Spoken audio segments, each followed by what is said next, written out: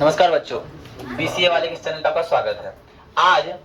आज जो है हम लोग कक्षा 9 के केमिस्ट्री अध्याय 2 को पढ़ने जा रहे हैं। इसका जो नाम है क्या है, तत्वों का पदार्थों का वर्गीकरण। क्या है? पदार्थों का वर्गीकरण। और चैप्टर 1 में जो अध्याय 1 था वहां हम लोग क्या पढ़े थे पता है? पदार्थ के बारे में पढ़े थे। पदार्थ क्या होता है, पदार्थ के कौन कौन से गुण है, ठोस से द्रव में कैसे बदलेगा, द्रव से गैस में कैसे बदलेगा और गैस से ठोस में कैसे बदलेंगे, उनकी विधि क्या सब है, कितना टेम्परेचर चाहिए, द्रव्यमान क्या होता है, क्वथनांक क्या होता है, वाष्पन क्या होता है, विसरण क्या होता है, इन सब तो पढ़े थे। लेकिन इस अध्याय में पढ़ना है कि जो पदार्थ पढ़े हैं उसको कितने कितने भागों में हम डिवाइड कर सकते हैं। तो पदार्थ को बेसिकली पहले 2 भागों में डिवाइड करेंगे। तो किसके आधार पर? रासायनिक संरचना के आधार पर। जब हम रासायनिक संरचना के आधार की बात करें तो रासायनिक संरचना के आधार पर पदार्थ को हम लोग 2 भाग में बांट सकते हैं। एक होता है जानते हैं का, एक होता है प्योर सब्सटेंस, एक होता है अनप्योर सब्सटेंस। बोलते हैं नहीं लड़का प्योर है मतलब अच्छा लड़का है, अनप्योर है मतलब कोई गुण अच्छा नहीं है, पूरा अवगुण ही अवगुण भरा हुआ है। बस में अब आते हैं तो भैया प्योर सब्सटेंस की जब बात करते हैं तो शुद्ध सब्सटेंस की बात करते हैं तो वे पदार्थ जिनके सभी भागों में समान संरचना और समान गुण होते हैं और ये एक ही प्रकार के कण के बने होते हैं। कण क्या है पता है? हमने जब पदार्थ बनाया, पदार्थ के बीच छोटे छोटे बहुत सारे कण थे, उनके बीच स्थान थी, इसको बोलते थे अंतरा आणविक स्थान बोलते थे। और दोनों कण के बीच एक फोर्स लगता था, इसको क्या बोलते थे रे? इसको हम बोलते थे अंतरा आणविक बल। ठीक है, क्या बोलते थे? अंतरा आणविक बल बोलते थे।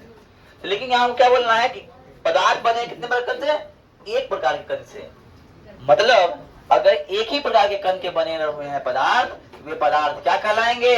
तो वे शुद्ध पदार्थ कहलाएंगे। क्या कहलाएंगे? अब सर शुद्ध पदार्थ को भी 2 भाग में डिवाइड कर दिया गया। एक को बोला तत्व, एक को बोला एक को बोला तत्व, एक को बोला यौगिक। तो तत्व क्या है सर? तो एलिमेंट, तत्व ये बोलते हैं एलिमेंट वे सरलतम द्रव्य जो किसी भी भौतिक या रासायनिक विधि से 2 या 2 से अधिक भागों में विभाजित नहीं हो सकता। वे सरलतम द्रव्य जो किसी भी भौतिक रासायनिक विधि लगा दो, कितनों को छू कर दो, उसको 2 या 2 से अधिक भागों में विभाजित नहीं कर सकते। वे क्या कहलाते हैं सर? वे तत्व कहलाते हैं। तो पहला बात यह है कि तत्व में कौन सा आ रहा है? हाइड्रोजन, लोहा, सोडियम, चांदी, ऑक्सीजन इत्यादि सब क्या है? तत्व है। और तत्व के गुण होते हैं। पहला बात, अब तक जो तत्व की प्राप्तता चल चुका है, अब तक कुल 118 तत्व का पता चल चुका है। मतलब कुल तत्व की संख्या कितनी है सर? तो कुल तत्व की संख्या 118 है। और एक बात और बोला है कि इसके जो गुण होते हैं ये एक ही प्रकार के परमाणु के बने होते हैं। इसमें एक से अधिक प्रकार के परमाणु बने हुए नहीं होते, ये एक के प्रकार के परमाणु बना होता है। मतलब अगर एक के परमाणु है उसमें सेम टू सेम वही परमाणु बनेगा। ऐसा नहीं कोई हाइड्रोजन परमाणु है, सोडियम का परमाणु है, सब परमाणु मिला देंगे। ठीक है।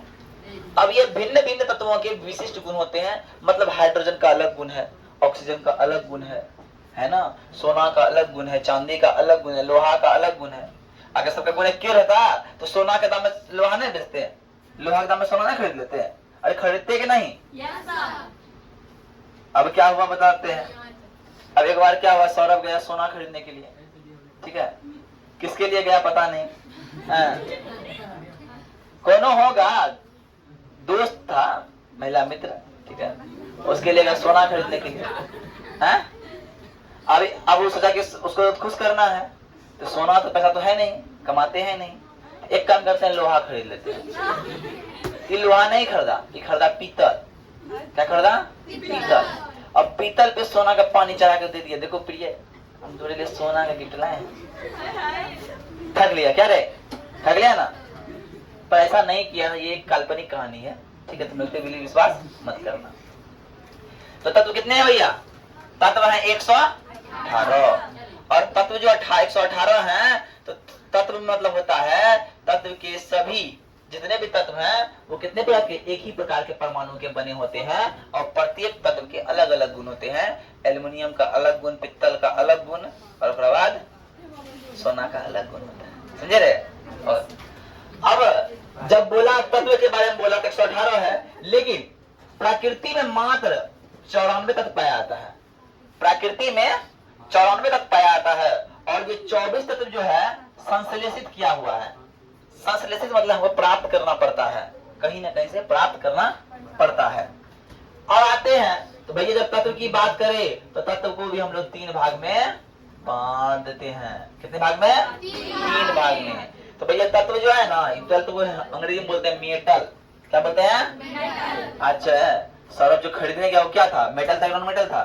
वो मेटल था। तत्व खरीदने गया, समझे? गया कौन तत्व खरीदने? सोना। और खरीदे कौन लाया? पीतल। समझे? अब देखो तो तत्व की संख्या कितनी है? 90 तत्व पाए जाते हैं। कितने तत्व है? 90। हाँ तत्व ने धातु, धातु 90, अधातु 21 और जो उपधातु होता है ना भैया, समझे बात रे?